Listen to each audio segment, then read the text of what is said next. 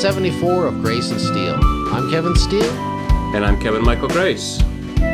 We're borrowing the title for this show from the 2000 movie, The Tao of Steve. But we're not here to discuss that delightful rom-com. Instead, we're using the title to refer to the now infamous tweet sent out by Iowa Congressman Steve King on March the 12th, wherein he wrote, in 129 characters including spaces, in reference to the Dutch election and the nationalist challenger Geert Wilders, quote, "Wilders understands that culture and demographics are our destiny. We can't restore our civilization with somebody else's babies," unquote. Now, it sounds innocuous enough, and perhaps even a little obvious to our audience. But that second sentence, "we can't restore our civilization with somebody else's babies," that was like throwing acid in the faces of conservatives and shitlibs. And boy, did they howl.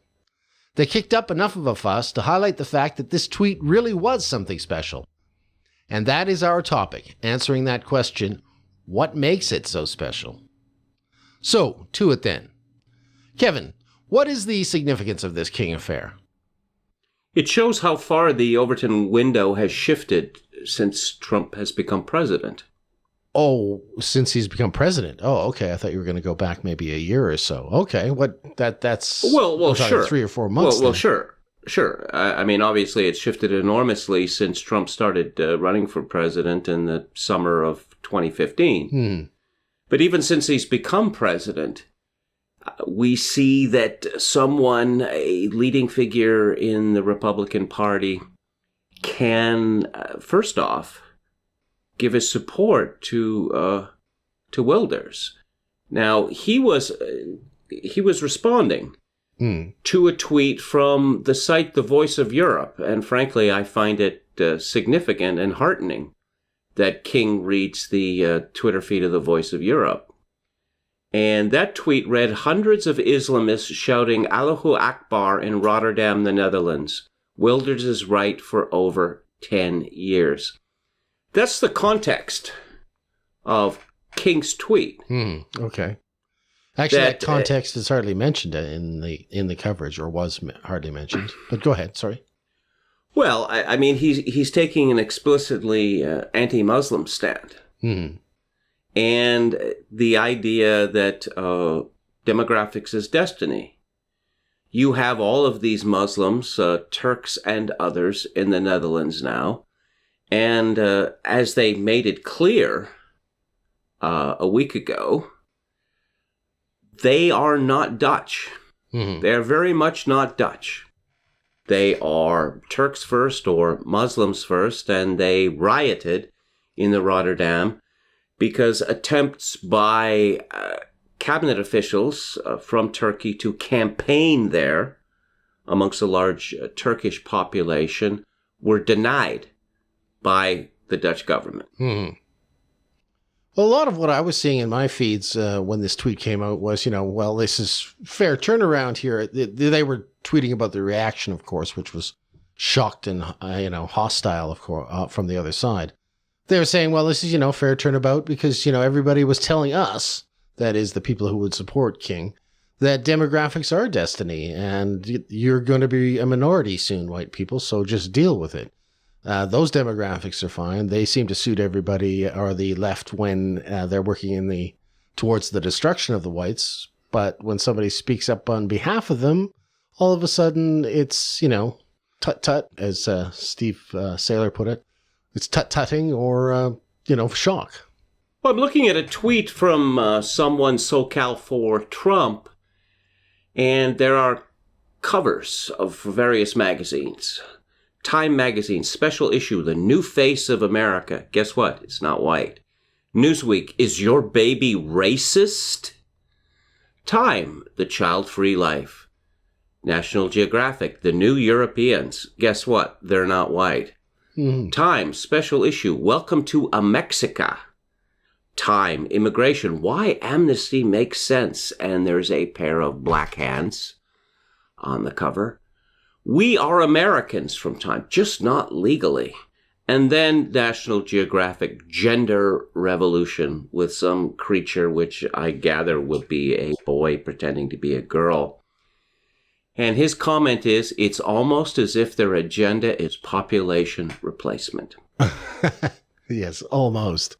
They've been forced out into the open. They've been in the open, but I guess, it goes to that Machiavellian thing. It's all about power. I mean, they don't see the turnabout or the contradiction or hypocrisy at all. They simply want to win this fight. And they will not brook any resistance here. So even Steve King's innocuous tweet, they have to stamp it out. They have to shame it out of existence, I suppose. That's what they're. Well, he committed the crime of noticing things, as Steve Saylor would say. And Saylor wrote a column about this for Tackies, which we'll talk about. But it's important to note that in 1965, when the Congress of the United States passed the Immigration Act, which subsequently transformed America, Teddy Kennedy, who was its biggest booster in the Senate, made a point of assuring everyone that this bill would not change the demographics of America. Now, 50 years later, yeah, okay, the demographics of America have changed radically. Get used to it, bigots. Oh, and by the way, it's going to continue to change, and you white people are in for a reckoning. And get used to it, bigots, because there's nothing you can do about it. Well, there's nothing we can do about it except resist, I suppose, but they don't see that as being polite or even possible. For some reason, they see this as inevitable now. They really have come out in a... You talked about the Overton window shifting. Well, it's shifted in a good way, but it's also shifted in a bad way, or a good way, possibly, in that they have revealed their hand. They are no longer pretending. They are out in the open. And we've remarked about this for over a year now, how they seem to be surfacing without reservation. You see how the King affair exposes this tremendous divide on the right. There's a tweet. My favorite comment on this was a tweet from someone calling himself fascist government, March the 13th. All the people we've been calling cucks for more than a year couldn't wait to denounce King for not wanting to raise other people's babies. Yeah, that was pretty good. I preferred the Chris Hayes one. It actually came up in the column of Steve Saylor. And that was the one where he said, somebody else's babies is such a vile phrase. I can't get it out of my head. To which somebody tweeted, try a shotgun. Yes, I saw that, but of course the stock response to any Chris Hayes utterance is to say that after he posted this, he then looked out the window and cried quietly into his sweater. Do you get that reference? No, I don't, no, but I laughed For some anyway. reason or other, he tweeted this in 2007. Looking out the window, quietly crying into my sweater. That was it? In reference to what? Just He's too sensitive for this cruel world. why? Hey, listen, we all have bad moments, but why tweet about it? I suppose that was some kind of sensitive signaling or virtue signaling of some sort. Well, he's probably going to be crying out his windows out into his sweater if more white babies are born because of this. Do you think that King's awakening or King's tweet, when it first came out, you said this is a real turning point. You thought it was a real turning point, but we really didn't discuss it much beyond that because of other things that had come up. What did you mean by turning point? I mean, that's different than a widening the Overton window. Well, people are talking about race. Mm-hmm. And they're talking about race not in the sense of, oh, by the way, there's some sort of mysterious process going on whereby white people are being robbed of their countries, which is a good thing, of course. Mm-hmm. Oh, I see. So the defenders were talking. That's the turning point. The defenders. Well, of the this country. fellow called Blair Nathan, who's a follower of mine on Twitter, I hear from him quite a bit, he commented on Steve Saylor's site, the fact that it is so clearly axiomatically true is why it's controversial. They've never had to express their first principles on the national question, which most Americans reject out of hand. Now, people like Trump and King are forcing them to articulate what, in principle, they actually believe. So they have to say America doesn't belong to American citizens, and they're upset because they know American citizens disagree. This rather gets to the heart of it, of the immigration question in America, certainly in Canada, in Britain, France. When were the people of these countries asked if they want their countries to be made non-white? Well, it seems to me that with all the civil rights, that it shouldn't even be a question. Isn't that what they want to say? Isn't that the proper politically correct response? Why would this even be an issue? Well, it's an issue because when you bring in a great many people who are not the founding stock of the country, and you change the demographic balance of the country enormously, there's a reason for this. And the reason is that we don't like white people. Because, I mean, this is what we're looking at. I mean, this, if you really want to start a firestorm in any conversation, use the phrase white genocide. Oh, yes. Does it even exist, white genocide? Yes. Well, why has it been found necessary to elect a new people, and this new people is black, brown, yellow, etc.? Why do white peoples have to be replaced in their own countries? Well, they're simply not producing enough to replace themselves. That's been the, I guess, go-to reason. And whose fault is that? Again, now this is the issue. I recall, and you recall, in our early years, formative years, being told that the world was overpopulated and that people should start having smaller families and fewer kids and no kids, etc., etc. All of a sudden, it's like of vital importance that we keep our population up. It's almost as if they had it planned. Yes, it is as if they had it planned. Because obviously there are benefits to lower population growth. And we might expect to see those benefits in Canada. But instead, we have to import the whole of the third world to Montreal, Toronto, and Vancouver. Let's bring all of China and India over to Vancouver so that the people who work in Vancouver can afford to live in Vancouver. I mean, overpopulation, it's funny that they talk about this because they are very much in favor of overpopulation in the countries in which they live. Isn't that strange? Oh, Canada is an enormous country. Okay, you move up to Flin Flon, all right? Because I'm not going to.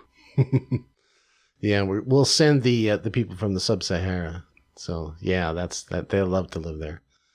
Now, what we found is that the breakdown of community affects people in all sorts of ways, and it leads to less of a belief in the future.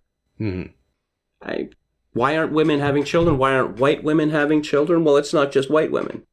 I discovered recently that the Zoroastrians of India are dying out because everywhere women are highly educated, they stop having babies.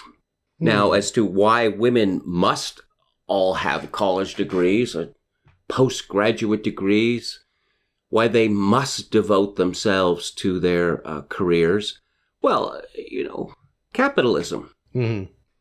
Capitalism. We want to turn people into consumers. We don't want citizens, we want consumers. That's right. Citizens think too much. A little too unpredictable. Yes, and we want a bigger labor pool to lower wages. We don't want women looking after their own children because that leads to so much less consumption.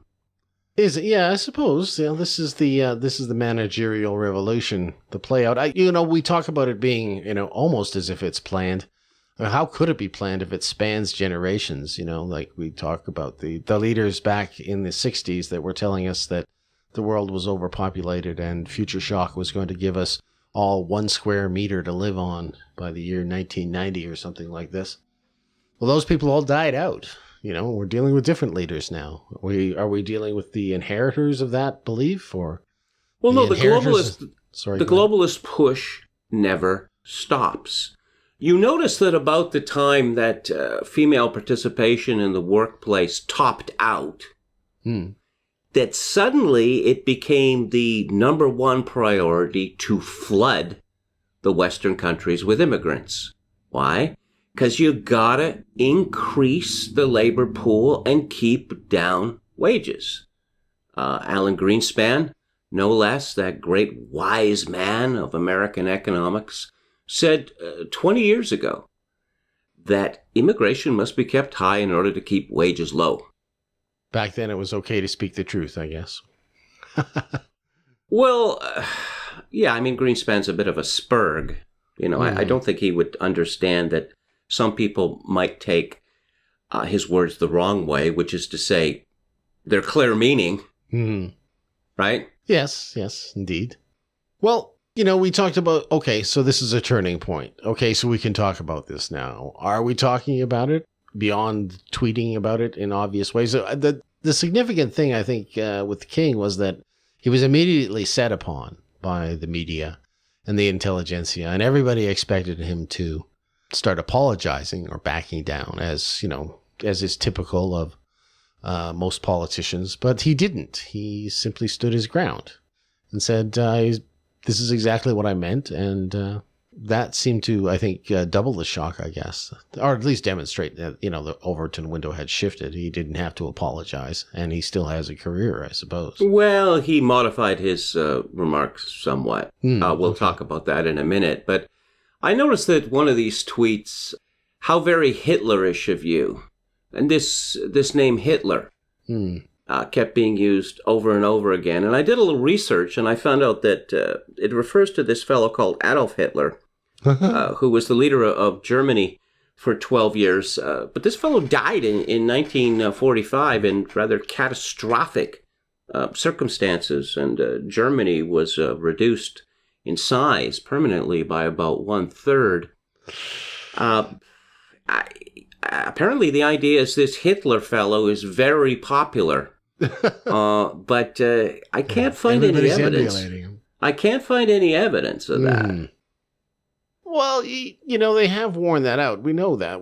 They wore out Hitler, I think, 2 months after Trump entered the Republican primary. I guess that's one of the reasons he didn't feel he had to climb down, because they really had nothing new or original to throw at him that would sting.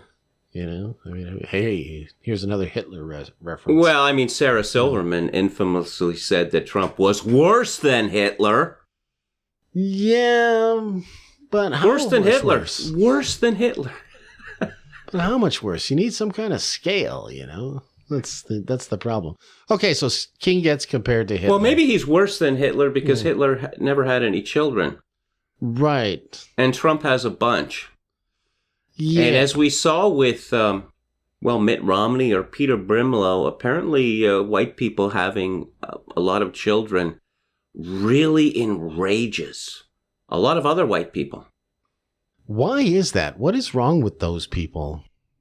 Have they become so cucked? Are they so hopeless in life that they're cheering for the demise of the white race? I mean, is it a pathology? I don't understand. Well, I think it is a pathology. These people have chosen a way of life which often leads to them being broken, angry and broken. And when they see people who do not appear to be angry and broken, this reminds them of their own status. Mm-hmm. Well, and they react accordingly. Angry and broken, but they seem successful. They're holding down jobs of high status, Hayes is not, he's not out on the street. He's not a broken man. They are pursued by anxiety in everything they do. I mean, but it's such a soft anxiety, like a sweater. I don't know that it's such a soft anxiety. I suspect that they're all on SSRIs for a start. Downy soft sweater anxiety. Sorry, go ahead. Okay. No, people who willingly decide not to have children usually become obsessed with status. Mm-hmm. Okay. And they have to do things and they have to spend money in such a way as to show off their status. Now, people who get involved in status contests finds out that it never ends and there's really no winning. Mm-hmm. Okay. Because one may find that, oh, yeah, I seem to have achieved this level of status, but now it's threatened by something. That the security of my status is not what it was. What am I going to do now? What am I going to have to say in order to preserve my status? Yeah, there's the key. I don't know whether this is as insightful as I feel it is, but if they are status seeking, key to status seeking nowadays is virtue signaling. So they're kind of in a feedback loop then, right? So that this would increase the virtue signaling and make someone like Hayes say that, this is the worst thing I've ever heard. I can't get it out of my head. Yeah. Well, I wonder with a lot of these people whether they really think there's going to be some sort of violent race war and the whites are going to lose. And therefore they have to suck up to their new insect overlords. Maybe, I don't know. I'm not sure. Well, no, the idea is, well, you won't chop my head off. I'm one of the good ones. Oh, yeah, that doesn't work, does it? We know that from what we've seen in street fights. It hasn't worked in history. Yeah. Mm-hmm. And we see everywhere that when numbers of minorities get to a certain level, they decide that they don't need these white stooges anymore. They won't be willing to share the last rat. Yeah. It's a reference to last week's show. No, you saw... You saw that this ridiculous woman called Nikki Ashton. Oh, yeah. Apparently, people with porn star names are running for the leadership of our new Democratic Party in Canada. That she got into trouble this week because to the left, it's some sort of Beyonce thing, right? Yeah. Mm-hmm. And she tweeted this, and Black Lives Matter Vancouver attacked her for her cultural appropriation. And she grumbled up a storm. Yeah. Because, wait, you see... Oh, Beyonce is just the best. I mean, she's the best. She's the greatest that's ever been. And she'll continue to be the greatest that's ever been. And why didn't she win 53 Grammys this year? What's going on there? I think the Grammys are too white. But wait, so... me liking Beyonce is now, that makes me suspect because I'm white? No, of course, quoting Beyonce. Well, no, of course, the whole joke is that if white people started to ignore Beyonce, she'd disappear. We know who buys her records and attends her concerts. Well, they were upset because she appropriated Beyonce to her cause, and her cause was white, I suppose, in their eyes. Have you seen this woman, Beyonce? My word, she has such lustrous golden hair. Yeah, okay. You're splitting hairs now. She has culturally appropriated someone else's hair. Yes. Well, okay.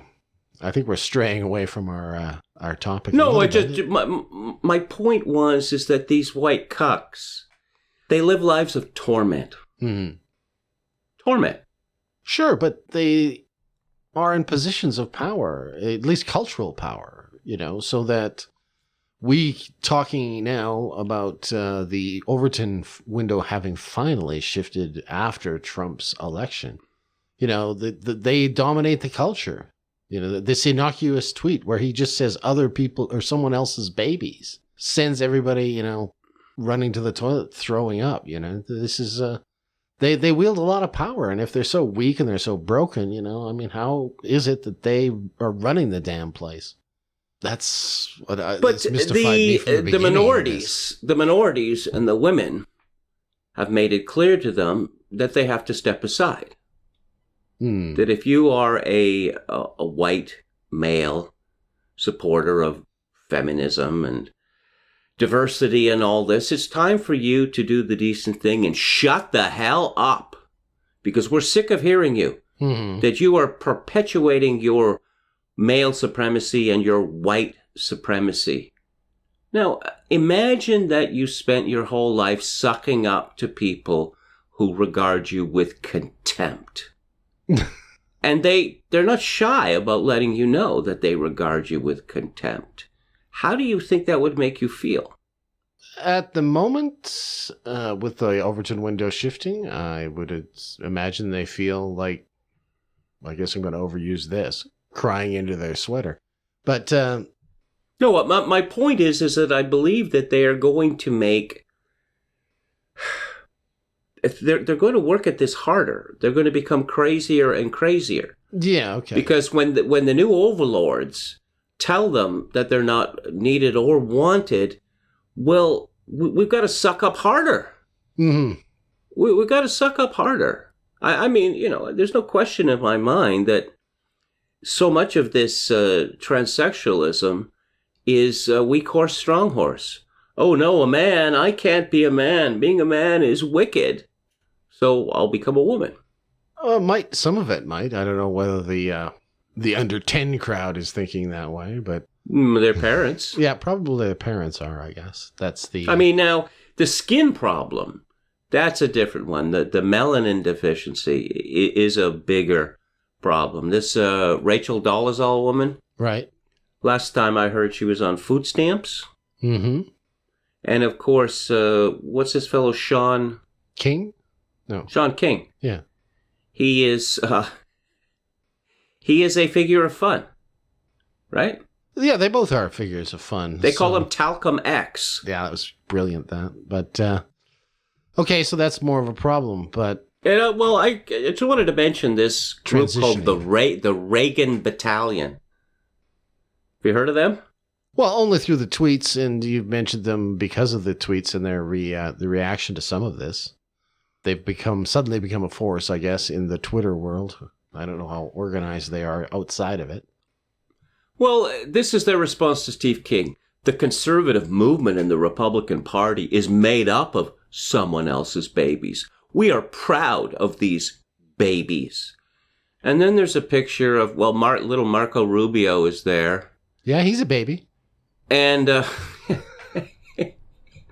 he does have a childish affect, doesn't he? Yeah, I know. And this... they don't realize, even in their boasting, that they've insulted themselves, I guess. Okay. This Barnacle, Miami, Ileana Rose Lehtinen. She's someone else's baby? Isn't that a country song?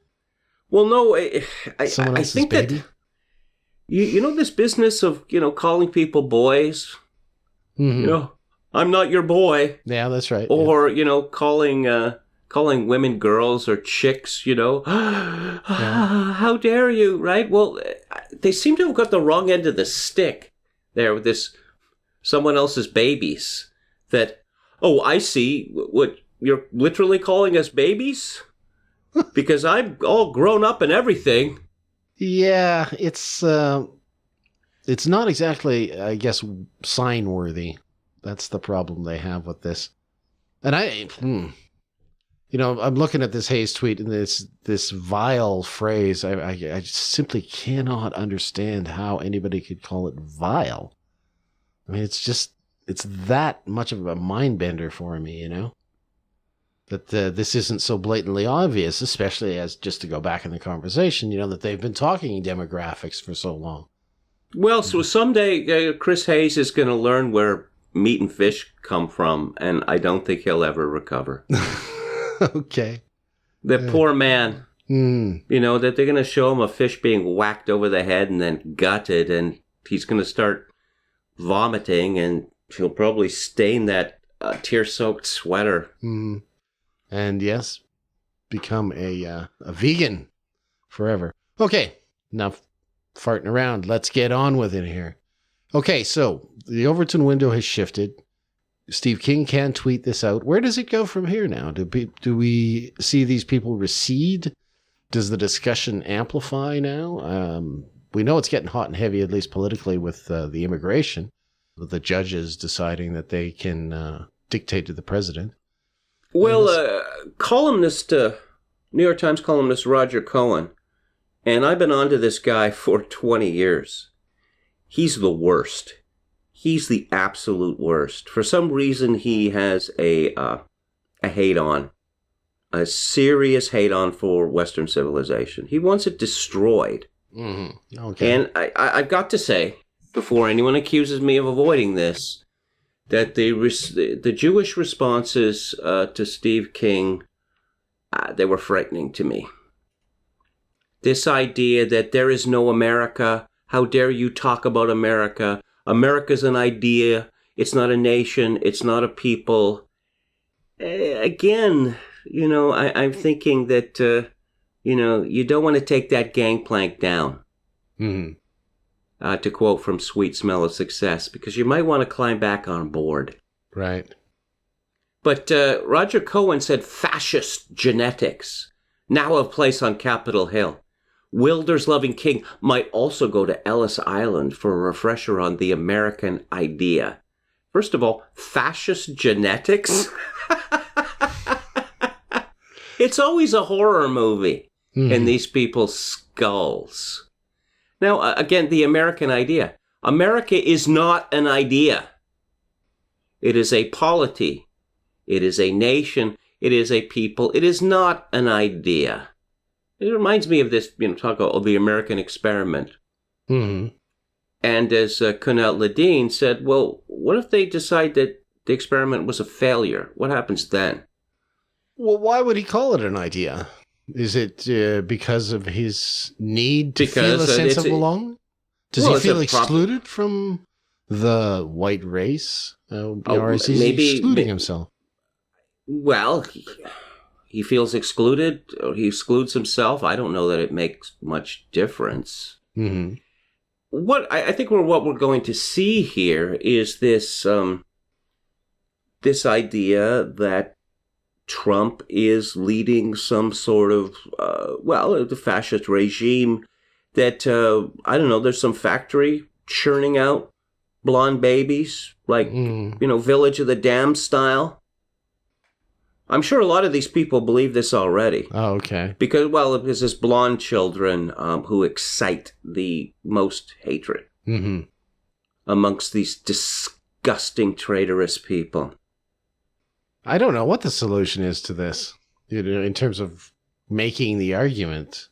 Do we just sort of stand by and let them go crazy, or do we actually try to convince them that... poke them with a stick.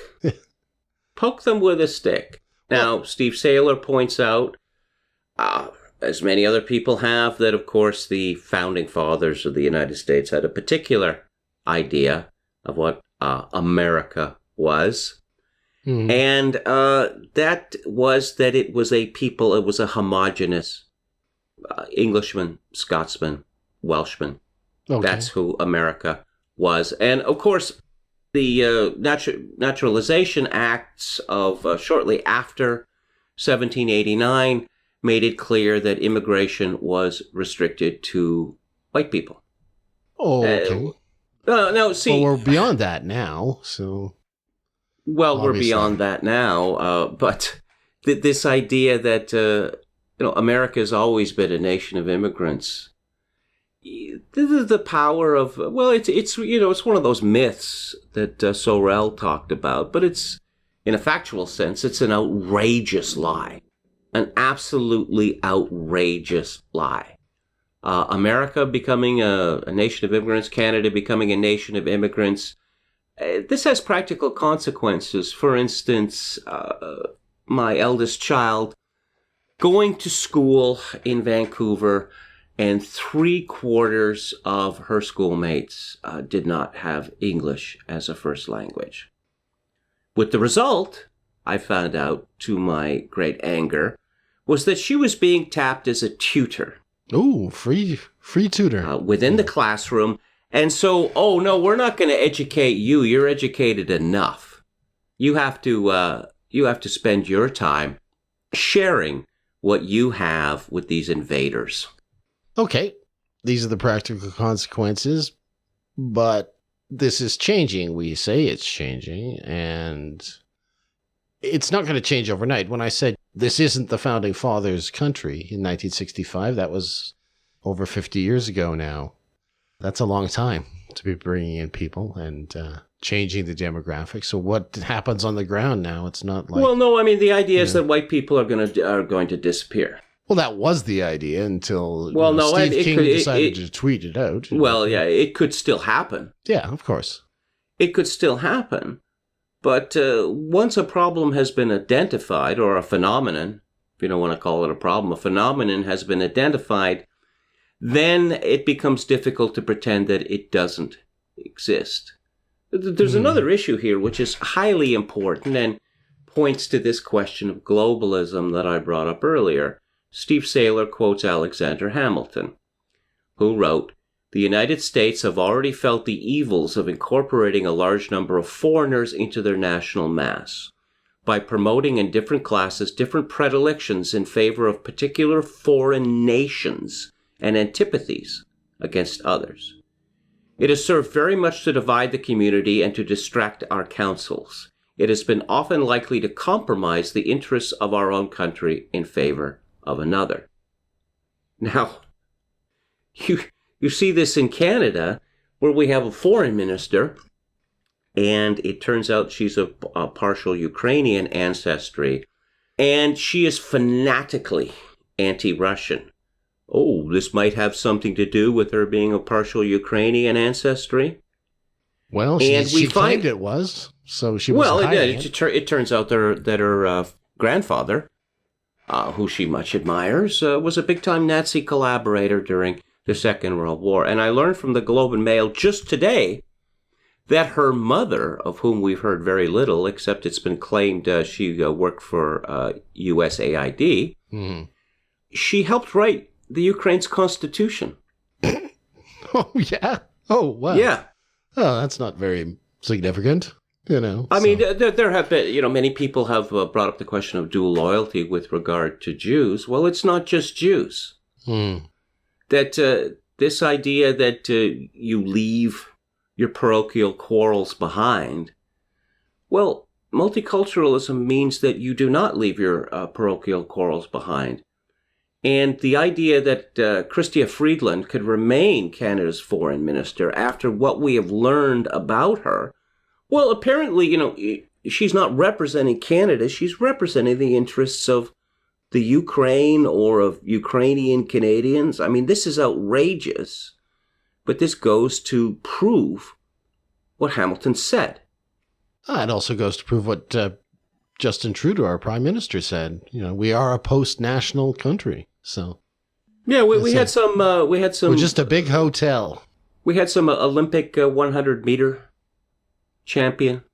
Ben Johnson. There was another one. Right. Yeah. I recall that after he won the race, he draped himself in the Jamaican flag and shouted out "Jamaica forever."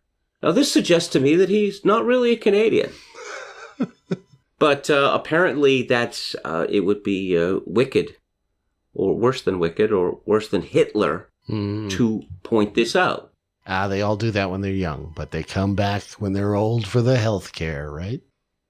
I mean, it's not just the question of numbers. When we had the immigration pauses in the United States and Canada, the immigrants in both places were assimilated to a certain degree by force. I mean, after the First World War, it was made clear to the Scandinavians living in the Midwest that they weren't American. You've got your own newspapers. You all speak your native languages. Stop doing that now. And they did. Okay. But, I get the impression with the Ukrainians in this country sometimes that, you've been here for 100 years? More? And you're still not Canadian? Well, how long is it going to take? Or is that ever going to happen? No, it's that when I joked a few seconds ago about it being a hotel, that was a quote actually from a Czechoslovakian guy who made reference to Canada as a... The hotel? Yeah, the Great Hotel. No, that was a French... What was it? French author. Excuse me. Yeah. But anyways, yeah, he referred to Canada as a hotel, and that's exactly the greatest, not just a hotel, but the greatest hotel on earth. Okay, we have the Rockies. And he meant this in a good way. Yeah. Mm-hmm. You just come here and stay for a while? Well, sure, yeah. It's good for those people. Yeah. To those people who believe in, I don't know, the atavistic notion of home, not such a good thing. Yeah, we happen to live here. And these hotel walls are paper thin. Yeah, because we live here. Mm-hmm. Because we live here. Certain people will recognize the movie illusion there. Oh, so I got to dig that out. Oh, okay. Just making more work for me, are you, Grace? Patrick Swayze said it. In what?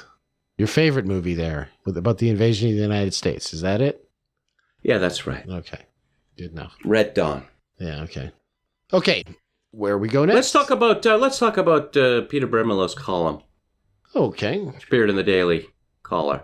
This was the meltdown. Yeah, the media. Yes. This is the media meltdown. Yeah, it was called the media's Steve King meltdown. Okay, go ahead. Well, yeah, it's going back to what you were saying.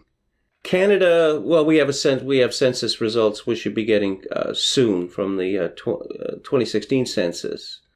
But the last time I checked, Canada was something like about 77% white. Mm-hmm. Something like that. We'll pin it down later. But Brimelow points out that white Protestants cast some 40% of the vote in the 2016 presidential election. Whites overall cast about 70%. Part of the problem here is that people look at television, and polls have shown that Americans believe that their country is 30 to 40% black. Mm-hmm. Now, this is not an accident. It is not an accident. If you watch these commercials for women, for makeup, hair care products, or whatever, if they have 2 women, one of them is black. If they have 3 women, typically one of them will be Asian and one of them will be black. Now, you watch thousands of these commercials, as millions of people do, you get an entirely false notion of the demographic makeup of the United States and Canada. It's even more ridiculous in Canada. The same thing is going on. But this is part of the hysteria and the shock over Trump winning the election. Wait a minute. Are there that many white people still left here? Yes, there are, actually. Well, okay, be explicit, though. You say it's deliberate. Tell us why it's deliberate. Tell us why, precisely. Why are they doing this? To lower our confidence? To dupe us into believing we've been overrun already? That's right. There's no point in putting up any resistance because it's already happened. Oh, I see. Okay, yeah. And I guess that's going back to the King quote. This demonstrates that there is a chance for resistance. Therefore, they would find it repulsive, or they would have to put it down, stamp it out with much vigor. Okay. Here's what Steve King told Chris Cuomo of CNN after he was given the opportunity to grovel, and he did not. He said, "It's the culture, not the blood. If you can go anywhere in the world and adopt these babies and put them into households that were already assimilated in America, those babies will grow up as American as any other baby with as much patriotism and love of country as any other baby. It's not about race. It's never been about race. In fact, the struggles across this planet, we describe them as race. They're not race. They're culture-based. It's a clash of culture, not the race. Sometimes that race is used as an identifier."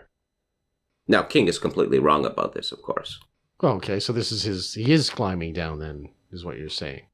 Well, he's backing up. I don't, it's hard to say whether he was sincere about this. Culture follows from race. Now, we have this phenomenon in Canada, and there are many famous examples of Native Indians being adopted by white families. Jean Chrétien adopted an Indian child, as did Barbara Frum. Those 2 cases did not work out well at all, to put it mildly. That it is not sufficient to say, "Oh yeah, everyone's like you now," particularly in a multicultural age. Why am I with you? Why am I with you white people anyway? This is a liberal fantasy. This also this idea that let's see, yeah, Ben Shapiro, little Ben Shapiro, said about what King said. If you go down the road a few generations or maybe centuries with the intermarriage, I'd like to see an America that's just so homogenous that we look a lot the same. I used to hear a lot of this when I was a child. It didn't really take off. Mm-hmm. Now, I know the Kardashians are certainly doing their bit, but I don't really see this becoming popular. What are we going to have forced interbreeding? Is that the idea? Oh, well, they are certainly making big suggestions of it on TV. That's one of the things that they are. Well, yeah, that was last year. It was the year of miscegenation. Yeah. And again, in Canada, I kept seeing these commercials in Canada, and I thought, well, what the hell is going on here? Of course, I knew what the hell was going on. Mm-hmm. Because, hey, you think that this is somehow rare, unusual, strange? No, it's not. Everybody is doing it. I also got the sense that they were daring people to notice or say something as well, right? This is, well, we're going to do this in front of you, and we dare you to say something or dare you to notice or suggest that this isn't the norm. So it was almost like a shit test. But it would be interesting to see. I mean, obviously, advertisements are only one thing that affects the sales of products. Mm. But I would suspect that this miscegenation push was not successful for the various brands. You think it stopped? No, I think that people look at it. A large number of people would look at it, and they would form negative feelings about the product. Now, I think this would be largely subconscious. Mm-hmm. But they think, I don't know, I don't like that brand of cereal or whatever. In other words, it would be, well, I guess that would be easy to quantify. I don't know whether anybody's actually going to try to study it. I suppose if they quietly shift away from it, they will have studied it and just haven't announced the results. You say it hasn't been successful. Do you see it shifting away? No, that's just my opinion. Yeah, of course. That's my opinion. I mean that there's long been tension in the advertising world about the purpose of a commercial. And a lot of clients get upset with their ad agencies because, the purpose of this ad or the series of ads is to sell our products. It's not for you to win statuettes that you can put on your mantelpiece. Yeah, that seems to have changed, though, I guess, with the advent of Trump. A lot of people have noticed that corporations are getting very political all of a sudden. Well, I think it's a foolish strategy. I think it's a very foolish strategy to, Trump did win the election. Mm-hmm. Trump got 60 million votes. Do you want to alienate 60 million people? Yeah, but the people who run these corporations, they're the elite. This is the water in which they swim. It's going to be hard for them to change. And they really don't want to change, Well, do you think this has worked out very well for Starbucks? Well, there we have an example. Yeah, that was not advertising that did that to them. That was just a blatant rejection of the American worker. That's all they had done there. The thing is, King... If these companies like Coca-Cola and Anheuser-Busch, they don't want to be American anymore. They want to make it clear that they're global companies and not American companies. Well, I think it would be in their interest to hide this for the American audience. Mm-hmm. Because you don't have to drink Coke or drink Budweiser or one of their dozens of different beers that InBev owns. This idea that we are going to drag you kicking and screaming into the 21st century. Well, maybe some people don't want to be dragged kicking and screaming into the 21st century. In any event, the future is still being written. Yeah, that's true. That's true. Getting back to King's point that the thing you had read in Brimlow where you said he's wrong. He was focusing on culture, and that is a big thing here, though, in this whole debate. You've focused more on race, but culture, we are talking about the preservation of Western culture, and that has been attacked as surely as, the white privilege, right? Western culture has been denigrated, and it's not being taught to the same extent it was before. Well, the other day I was looking at AV Club's list of top 100 comedies since the year 2000, and they had all these comedies from all over the world, right? That I had never heard of. And they were obviously and that no Americans have seen. Yeah. It was obvious they were just jamming this list, full of foreign content to, because we are the world, right? Look, I'll make this a little more specific. My objection to King's interview with Cuomo. You remember when the Canadian government announced its campaign against barbaric practices? Yep. Mm-hmm. Very controversial. That was the previous government of Stephen. Yes, Jason Kenney, or has he changed his name to Jagmeet Kenny yet? Has he? That's just what he gets. Because I'm anticipating that. Yeah. I'm anticipating that any day now. But if it gets him a wife, I'm all for it. I think that train may have left the station. Okay. But so, female genital, a booklet was prepared for newcomers, new Canadians, as we call them, female genital mutilation, honor killings, honor rapes. We don't do that kind of thing in Canada. Now, the obvious question is, why are you bringing in people who are, these practices are prevalent with them? Why would you do that? But the bigger point is that barbaric practices, it's not like, I think I'll commit a barbaric practice today. Barbaric people commit barbaric practices. Okay. Why are they bringing those people in? Do they want a barbaric culture? Do they just want anybody that doesn't have any Western roots? What is the purpose of bringing these people in? Well, if you earn enough money, you can isolate yourself from these people. I mean, there won't be Santeria performed in the apartment next to yours. Right. Okay. Sure. And you won't, the hallways won't be redolent of chicken blood. Where are you living now, Kevin? No, I mean, look. A large part of this, the majority of it is, let's stick it to whitey. Okay, yeah. Reflexive. Let's stick it to whitey. Now, we're white. Well, maybe we're white because a lot of Jews these days seem to regard themselves as not white. And I'll repeat, I think you're making a mistake. There. Mm-hmm. But no, but we're white. Shamefully, we're white, but we're one of the good ones. Yeah, but I mean, come on. This is generations down the road. I guess something has developed here where this has gone beyond reasonable discussion. That's the one thing that King's tweet showed me, right? The fact that he could say something that's so seemingly innocuous and get such a reaction that there's no saving this situation. The divide is there. It's there forever. It's not saying the battle's to the death, I suppose, but I guess it's who's going to live the longest. No, well, you see, we talk about French and Italians, right? Mm-hmm. Apparently everybody hates the French. Since 2001, I certainly don't hate the French.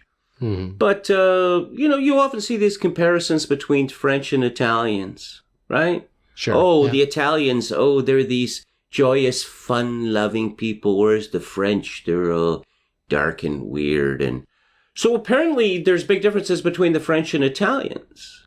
And it's permissible to make a judgment there. Well, but only if you hate the French. But we're not allowed to make judgments about other people? Well, of course. I mean, we have these people. We have this. That's all we have a growing. Define it.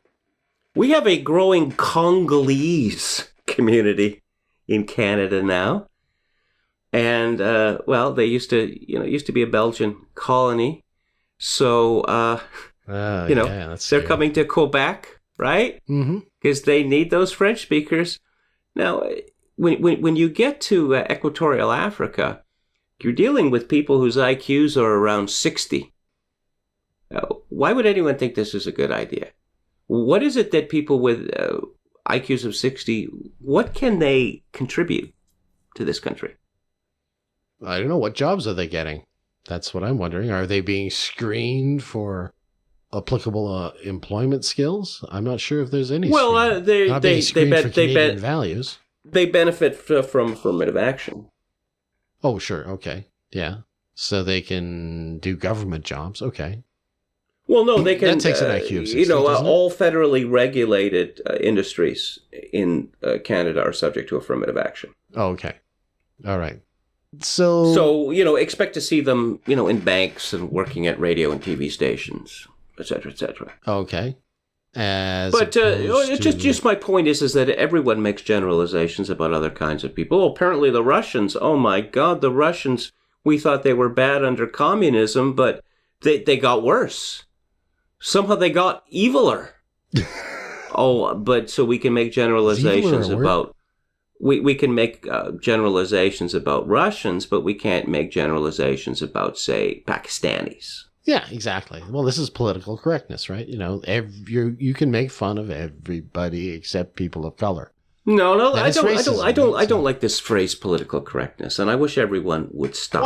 Well, but it's not. It's too deep into the culture. It's been going for, 40 years, so it's not going to go away. But I mean, what I'm defining is something that we all know about. We all know that you can make fun of white people. They're the only people you can make fun of. This isn't political correctness. It's psychic terrorism. That's what it is devolved into, yeah.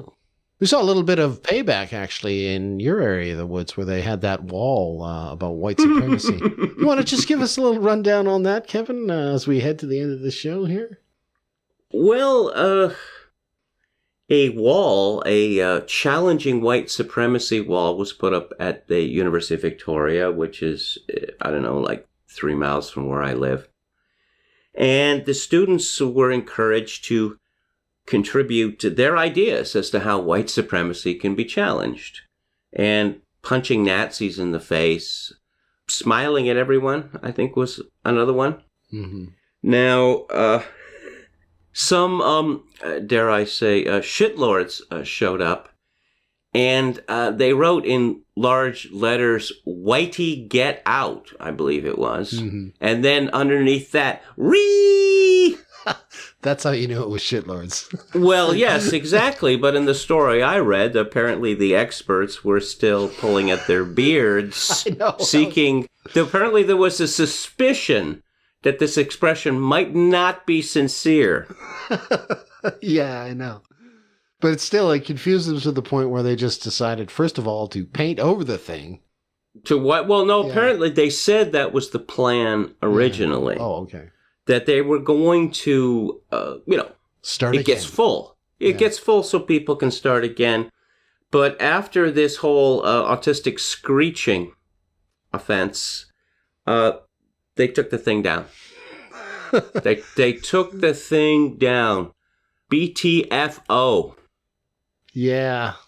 Now, interestingly, I don't know whether you saw this, Kevin, that it was pointed out to me that the Women's Center, Women with a Y, was involved in this. And apparently they're still called the Women's Center at the University of Victoria, with a Y, that they're still called the Women's Center, but they want to change the name. Now, there's this organization, I'm not really sure whether it's a parallel organization or not, but they describe themselves as Third Space, which sounds rather like a playroom for the learning disabled.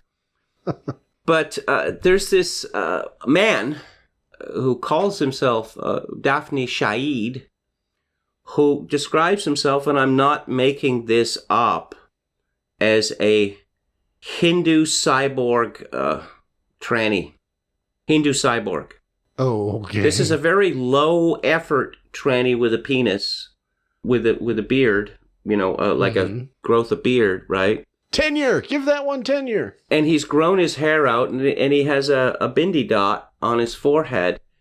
And so he had some sort of position of authority. I'm not sure whether still does.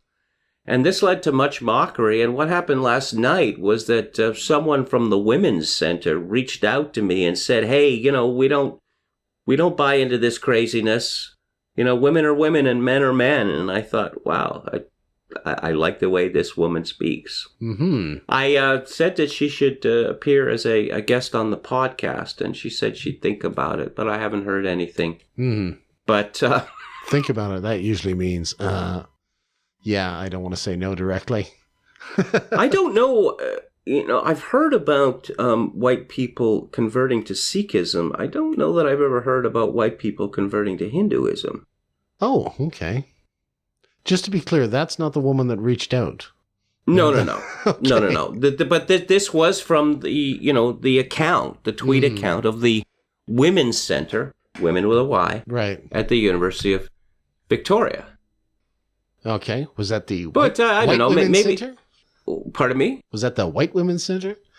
Well, that's a very touch. This intersectionality. If you go to the Third Space site, their official site, they are just tormented with intersectionality. Apparently, their original name had Emily in it, and then someone said, Emily is a white woman's name. Okay, so we can't use that anymore. But I mean, maybe this is the way out. Mm. That, of the Sean King and Rachel Dolezal, that people will just start calling them. If you can turn yourself into, or just proclaim yourself to be a woman and a Hindu and a cyborg, people identifying as black, people identifying as Asians. I mean, it's always struck me as being a difficult thing to disprove. I mean, Senator Elizabeth Warren calls herself Cherokee. Yeah. And there's no evidence of that. Mm-hmm. To what end, I guess, if there's a carrot there to do it, that's what, in academia at least, you can see a carrot to it. That's why Pocahontas did call herself a Cherokee, is because there was something in it for her, which was admission or a grant or something like that. Well, that came up on King of the Hill when, John Redcorn was always trying to get his natural son Joseph interested in Indian heritage, which John Redcorn took very seriously, although Joseph didn't. He just thought it was stupid and it made him want to break stuff. And Nancy told him that, he's Dale Gribble's son. He's mine and Dale Gribble's son. All right? So knock it off. And John Redcorn said something like, when he applies for college, we'll see which box he ticks. Yeah. Okay. There's a lot. That's a pretty loaded statement, right? That goes to the heart of a lot of this identification stuff, and we actually made reference to that earlier. You're running away from being the white man, right? So, well, I'll just say one last thing in this regard, that it was Brian Mulroney, the great conservative, who gave us affirmative action. And if there's any affirmative action in Canada, it's Aboriginals who should benefit from it. Canada did not have, I believe in 1967, there were something like 34,000 black people in the whole of this country. People show up from India, from Africa, everywhere, and they put their hand out, and their hand gets filled with gibs in this country. And their people have never suffered systemic prejudice because they weren't here. Mm-hmm. And I would like to hear a, politician point this out in this country. I'm not holding my breath. I see we're talking about Canada again, which we're not supposed to do on this podcast. But I tend to think that there's going to have to be some sort of cataclysm elsewhere before Canada shows signs of sanity. Oh, yeah. Well, actually, we did make the front of Drudge the other day when it transpired that we actually are refusing a lot of Mexicans now. More than we have before, because a lot of them are seeking to come here in light of Trump. I assume they're coming up here to run south at some point. I don't, these people are traveling the breadth of the United States to get heat, to go to Manitoba? Flying here. Oh, okay. All right. Yeah, that they're being turned away in numbers never seen before. Because actually, quietly, we are imposing, I guess, something of a travel ban. Or at least we're not inviting everybody in, as Trudeau is trying to give the impression to the world that we we are doing. So, well, we don't really.